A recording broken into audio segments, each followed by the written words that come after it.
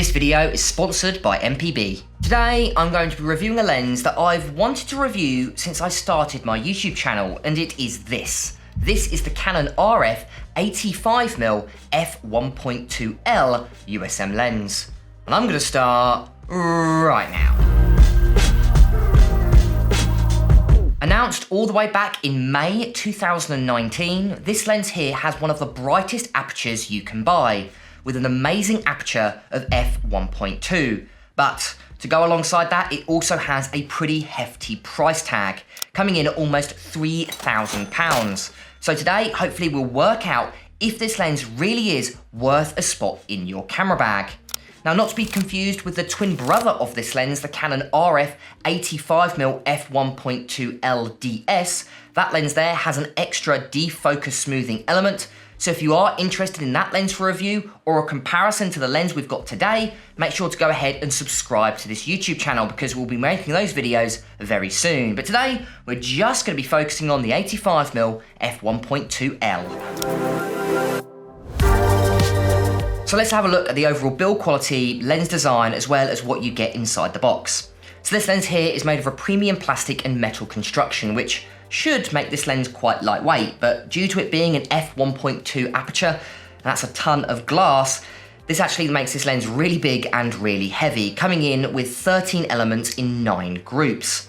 But what actually surprised me with this lens versus the older EF 85mm f1.2 is this lens comes with weather sealing, which I think is a big positive for the older version, which means if you're a wedding photographer or someone that shoots maybe in the rain or maybe in more wet conditions, you can actually use this lens, which gives you a big benefit over the older EF 85mm f1.2. Now, on the side of the lens here, you've got an autofocus to manual focus switch, as well as a focus limiter switch. And this limiter switch basically allows you to change it from full focus to 1.5 meters to infinity. So if you are in a more challenging lighting environment, or maybe you're using flash, for example, and you're struggling or hunting focus, then you can use that switch just to switch it and get slightly faster autofocus so it doesn't hunt all the way through its focus range. And then next to that, you've got your focus ring as well as your control ring. Now, for me, I do wish the focus ring was a little bit bigger. I do find it a little bit small, as well as it's electronically coupled to the focus motor. So you only can use this when you're in manual focus mode.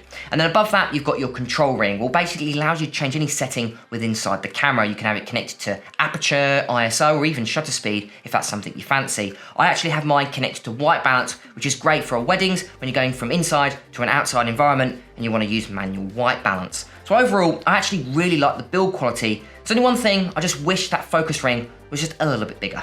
So what do you get inside the box? Well, firstly, you obviously get the lens itself, you get a front and rear lens cap, as well as a lens hood. Now this isn't felt lined, which I think is a little bit of a shame. It's more of just a standard plastic. And then inside the box, you also get, in my opinion, the worst lens pouch. It's just that kind of felt material. There's no padding involved, which I do think is a shame. I do really like the Sigma lens pouches because they've got a little bit of padding in them, so you can actually store them away. But this one here is just a kind of standard felt material, which I do think is a little bit disappointing, especially when you think of how expensive this lens is. So overall, I actually think the overall build quality and lens design is great, and the big benefit, it's got weather sealing, which I think is great, especially for an 85mm prime lens, because I know a lot of wedding photographers were using this, and to get those beautiful rain shots like this shot here, you're gonna need weather sealing, and that's what this lens offers you. So because of that, I'm gonna be giving it the full marks, the 10 out of 10.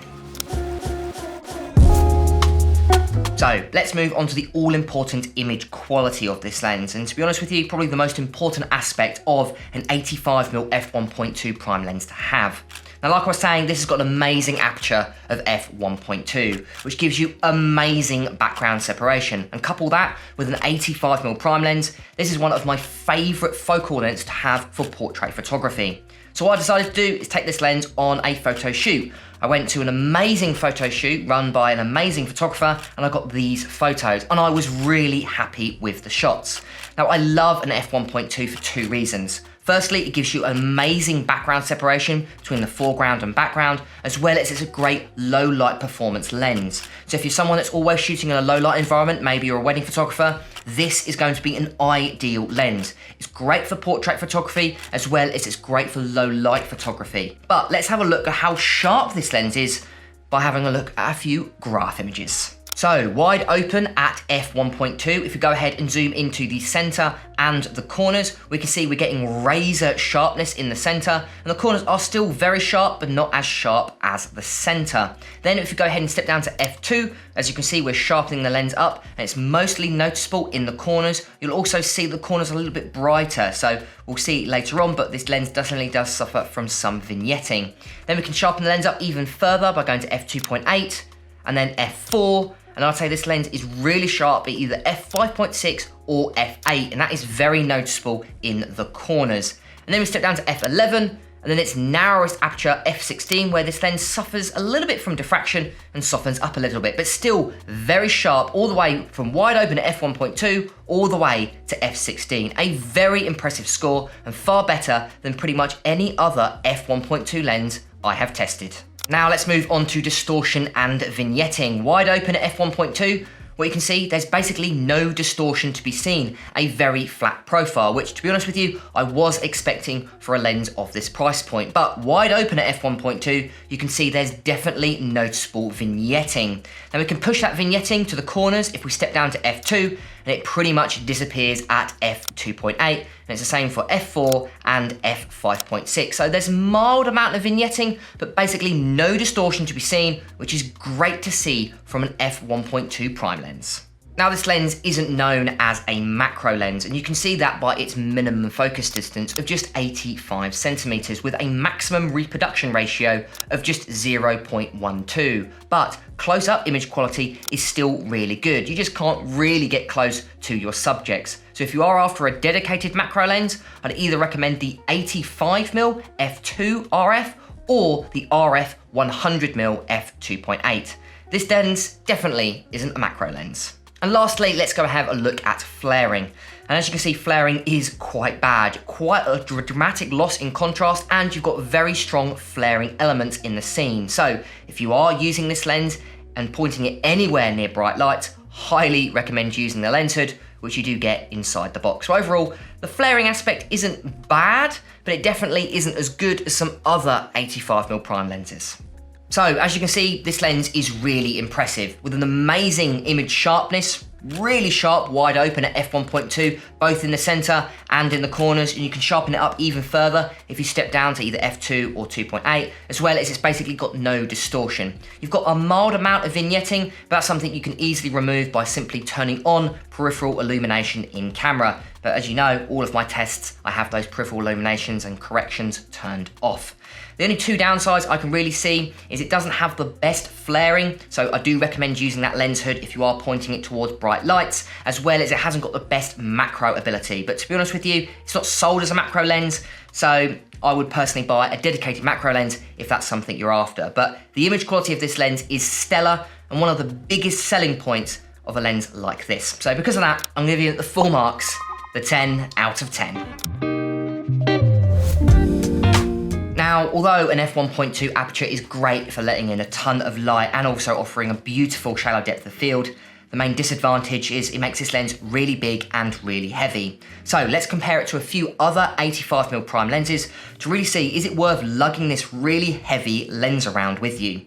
So this lens here, the 85mm f1.2, comes in at 1,195 grams, basically 1.2 kilos. And if you're wondering, the DS version, the RF 85mm f1.2 DS, comes in at exactly 1.2 kilograms, basically 5 grams heavier. So out of the two, basically these lenses are pretty much identical. The other lens we can compare it to today is the Canon RF 85mm f2 macro, basically the STM smaller brother of this lens here, and that lens only comes in at 500 grams. So this lens here comes in around 700 grams more, over double the weight. So you can really see how big and how heavy this lens truly is. And the other two lenses we can compare it to is the Canon EF 85mm f1.4L IS. That lens comes in at 950 grams, so a little bit less, but don't forget that is an f1.4 versus an f1.2. And the last lens we can compare it to, the predecessor to this lens here, the Canon EF 85mm f1.2L Mark II. That lens there comes in at 1,025 grams, so around about 200 grams less than this lens here. And if we have a look at the overall size chart, you can see although it's not the tallest lens, it is by far the girthiest lens, taking up by far probably the most room in your camera bag.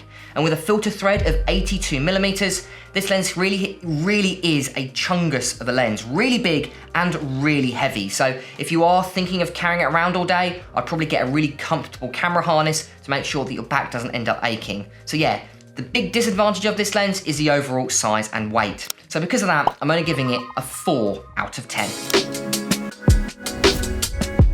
So next up, let's talk about the overall autofocus and what this lens was like using it for video. Well, I owned the previous 85mm f1.2L Mark II, and that, to be honest with you, was so unreliable at f1.2, you realistically couldn't use it. The autofocus was so slow, it just couldn't keep up with even basic moving subjects, like for example at a wedding or even at a photo shoot, which is what I was pleasantly surprised when I actually used this lens. The autofocus is a night and day difference, far better in both photography and video. It could easily keep up with moving subjects, and the photos were incredibly sharp, both at f1.2 and other apertures, which I was pleasantly surprised with. Now obviously I'm using 2 cameras for this. All of the photos today have been taken on my Canon EOS R5, and all the video was taken on my Canon C70. So I'm using fairly high-end cameras with great autofocus, and it worked really well, or partnered really well with this lens here. So if you did own the older EF version and you're a bit worried if the autofocus wasn't going to be fast enough, this lens here is really going to keep up with the speed of even fast-moving subjects. Sure, it's not the fastest lens I've ever used, and in my tests I noticed other lenses are faster, but don't forget, this is moving gigantic lens elements, and it can easily keep up the speed of weddings, portrait shoots, or anything like that. So if you are a wedding photographer or portrait photographer and you're doing a little bit of photo and a little bit of video, this lens is going to be a great purchase and reliable at f1.2. So because of that, I'm going to be giving it a solid 9 out of 10. And last but not least is price.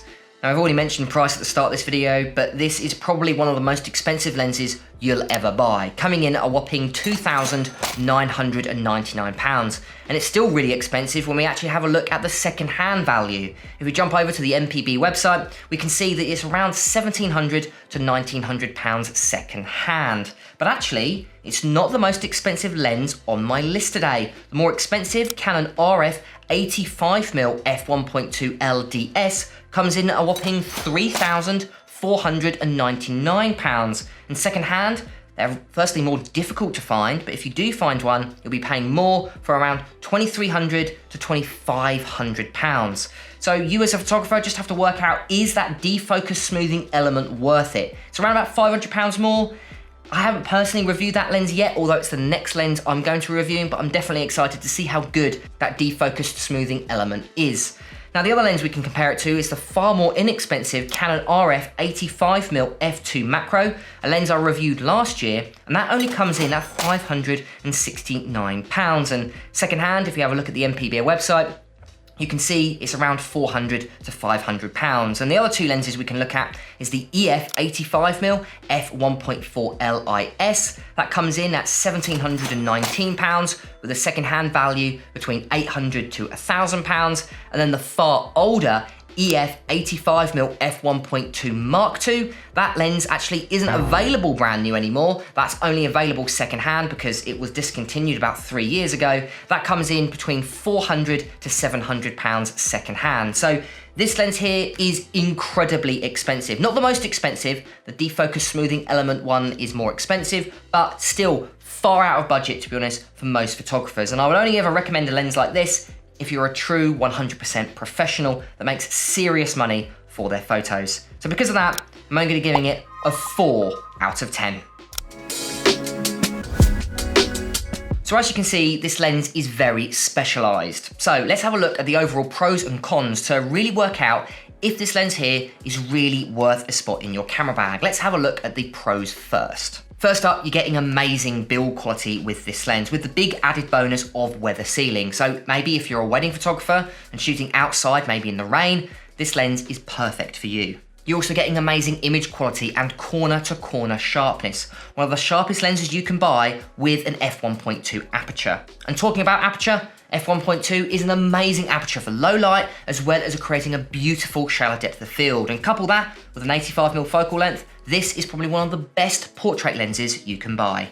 And it's actually usable at f1.2 thanks to the faster autofocus. It's not the fastest in the world, but usable at f1.2. So as you can see, a decent amount of pros and probably one of my favourite portrait lenses, but let's have a look at the cons and why maybe another lens might be worth a spot in your camera bag. First up, there's no way of getting around it. This lens is really big and really heavy. So if size and weight is an issue, another lens might be worth buying, especially if you're a destination wedding photographer or even travel photographer. This lens takes 82mm filter threads, which are naturally more expensive. So if you are on a budget, firstly, this lens obviously is really expensive, but the filter thread and everything else with it is going to be expensive as well. And lastly, of course, it's the price. There's no way of getting around it. This lens is really, really expensive. And if you are on a budget, maybe you want to buy your first 85mm prime lens, there's probably going to be better budget options out there. So overall, what did I think of this lens and do I recommend it? Well, I must say, I loved this lens. Of course, I'm a little bit biased. I always love an 85mm prime lens. And couple that with the f1.2 aperture, this lens, I wish I could afford it. I think that's the most thing. I'm gonna have to hand it back next week, and yeah, I'm gonna dread handing it back. I really, really liked using it. I just thought the aperture was really good. I thought the autofocus, you could actually use it at f1.2, which was really impressive, and I just loved the photos. The three big disadvantages, obviously it's really big, really heavy, and of course really expensive. But if you can afford a lens like this, I really think it's going to offer you the images that you just dream of. The big disadvantage, I think, if you're a travel photographer or a destination wedding photographer, the size and weight aspect might limit you, and I'd probably recommend another lens. I actually really like the EF 85mm f2 macro. The downside to that is it's got a slightly slower autofocus, but it offers you really, really good images and really, really sharp. I wouldn't say it's as sharp as this lens, but of course that's what you're paying for when you do spend £3,000 on a lens. So if you can afford it, you're definitely not going to be disappointed with the images that you get. And with an overall score of 37 out of 50, this is a recommended lens to have in your camera bag. But the big question I've got is I wonder what the DS version is like. MPB next week, I'm going to be sending me that to review, so I'll be really interested to test that DS version and if I recommend it over the non-DS equivalent, of course, that defocused smoothing element. So I'll be really interested to review that. And of course, if you're interested, make sure to go ahead and subscribe to my YouTube channel. I'll be creating that video very soon. I've been James for Photo Fever, and I'll catch you guys next time.